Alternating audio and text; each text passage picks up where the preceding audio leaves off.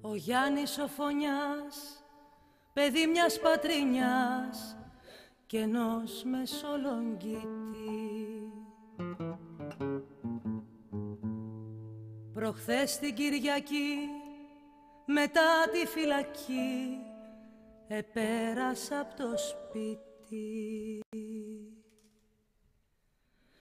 Του βγάλαμε γλυκό, του βγάλαμε και μένταμα για το φωνικό.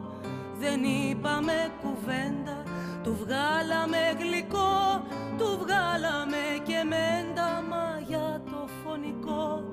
Δεν είπαμε κουβέντα.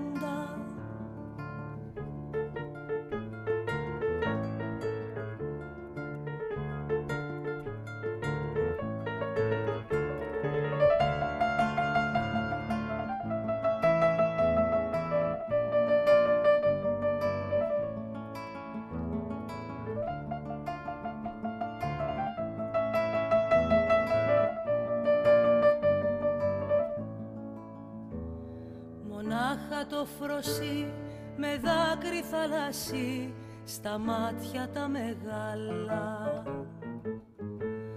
Του φίλησε βουβά τα χέρια τα κρυβά και βγήκε από τη σάλα. Δεν μπόρεσε κανείς το πόνο της να αντέξει κι ούτε ένα συγγενής να πει δεν βρήκε λέξη. Δεν μπόρεσε κανείς το πόνο της να αντέξει κι ούτε ένα συγγενής να πει δεν βρήκε λέξη.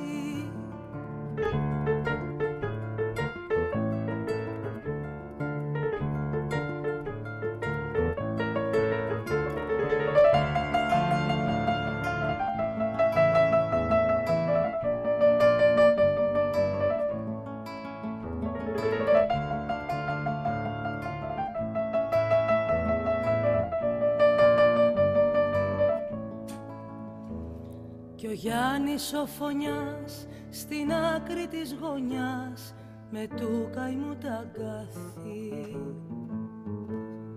Θυμήθηκε ξανά φεγγάρια μακρινά και το όνειρο που έχαθη.